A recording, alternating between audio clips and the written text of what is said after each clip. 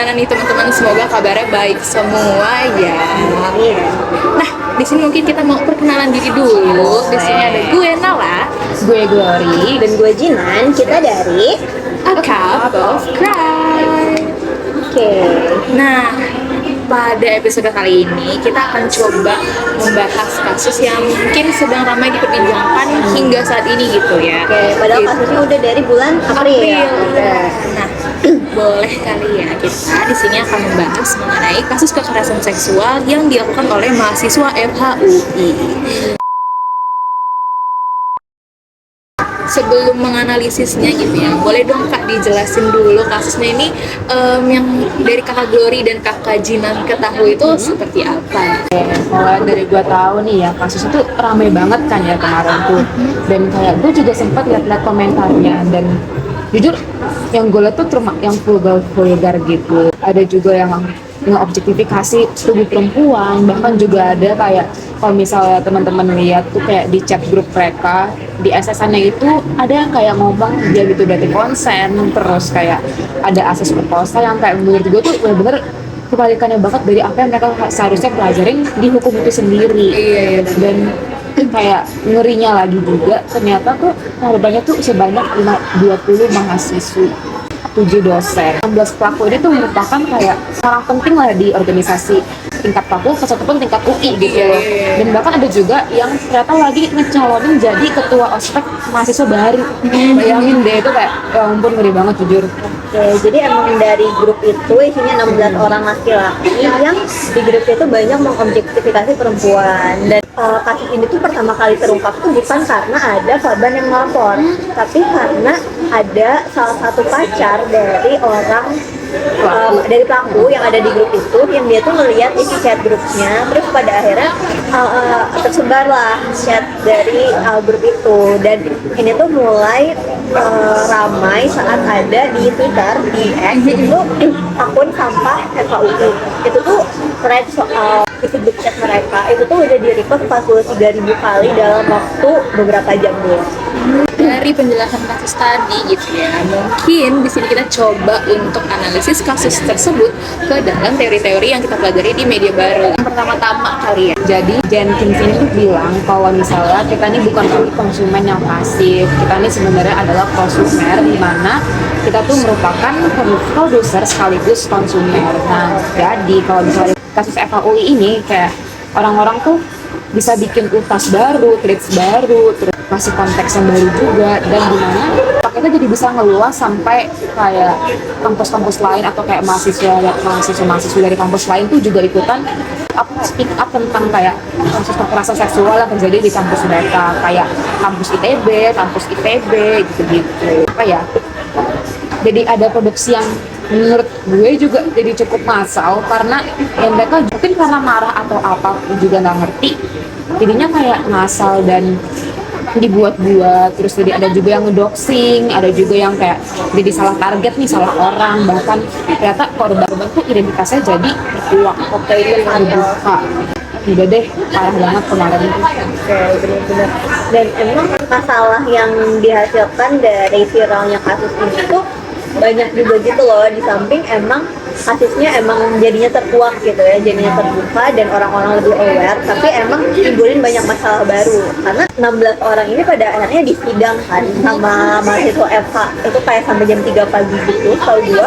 Terus itu kayak disidang karena orang-orang semuanya marah, disiarin lewat TikTok sidang itu, padahal identitas korban malah jadi terbongkar. Yang bermasalah juga adalah bahwa orang yang like TikTok ini dia itu sebetulnya adalah pelaku KS juga gitu. Jadi kayak menurut gue ironi aja sih, kayak dia punya kepentingan juga di sini, dan pada akhirnya karena kasus ini viral, fokus dari masyarakat tuh malah jadi geser dari yang harusnya tentang cara korban buat dapat keadilan, tapi pada akhirnya malah lebih fokusnya itu kepada siapa yang bisa berani speak up. Setuju sih sama yang dikatakan Jinan, dan mungkin di sini gue mau sedikit follow up yang sempat Glory bicarakan juga gitu terkait speak up yang dilakukan oleh mahasiswa ITB dan juga IPB gitu. Nah, sebenarnya ini tuh semacam efek domino juga gitu kan, dan ini juga sebenarnya masuk ke dalam konsep moral panic dari Stanley Cohen, dimana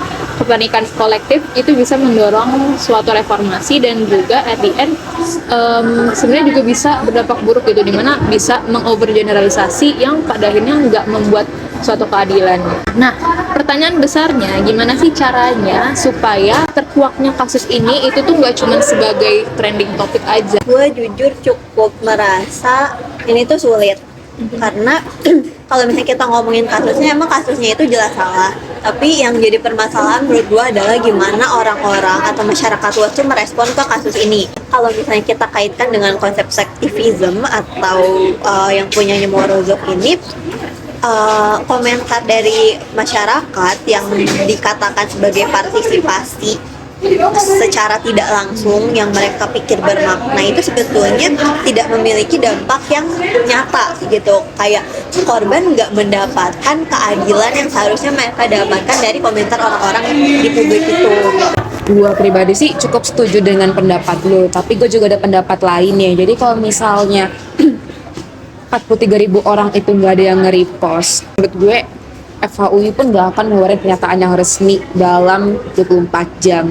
Mungkin kayak bakal udah didemin aja dan kayak ya udah tuh sekelibat aja lewat gitu. Apakah Kementerian PPPA juga akan angkat bicara? Menurut gue ya kita bisa bilang viral itu bukan untuk mencapai keadilan, tapi apa ya, dengan viral kita juga jadi bisa mengungkit masalah itu lebih lanjut dan bahkan orang-orang juga jadi lebih tahu, lebih mau baca tentang kasus itu. Menurut gue ya viral bukan berarti sama dengan keadilan, tapi kayak kita bisa ngekaitinnya dengan apa sih yang bisa terjadi, apa sih yang bisa kita lakukan setelah kasus itu viral. Mau merespon dengan pendapat Jinan, sebenarnya gue cukup setuju apabila emang dari prosumernya itu nggak tahu substansi dari apa yang mereka coba ya, dalam tanda kutip bantu viralin gitu ya. Karena sebenarnya kalau misalnya seseorang yang emang secara sadar dan tahu substansinya seperti apa tuh, menurut gue akan tahu urgensi gitu dari penyebaran kasus ini gitu.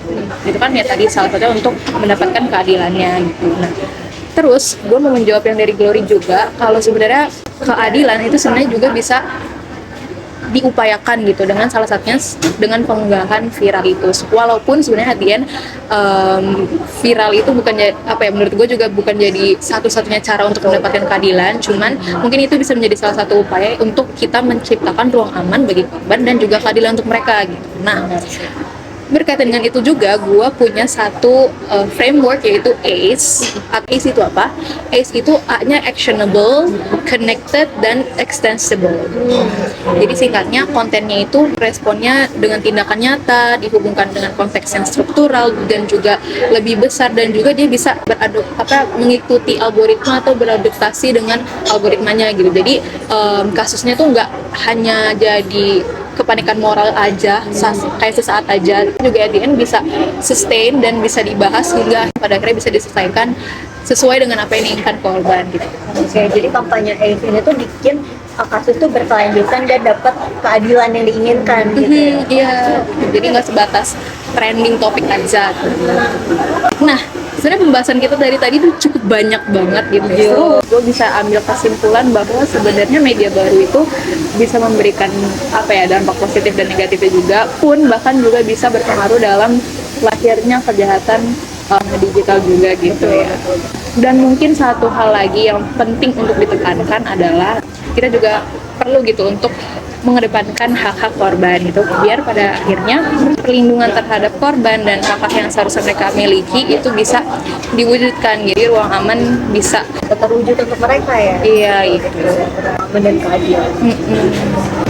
Nah, guys, kalau kita lihat jamnya, kita udah melewati 10 menit dan juga udah berlalu dengan sangat cepat gitu ya. Semoga dari pembahasan yang udah kita coba diskusikan hari ini juga bisa memberikan manfaat untuk teman-teman pendengar semua gitu.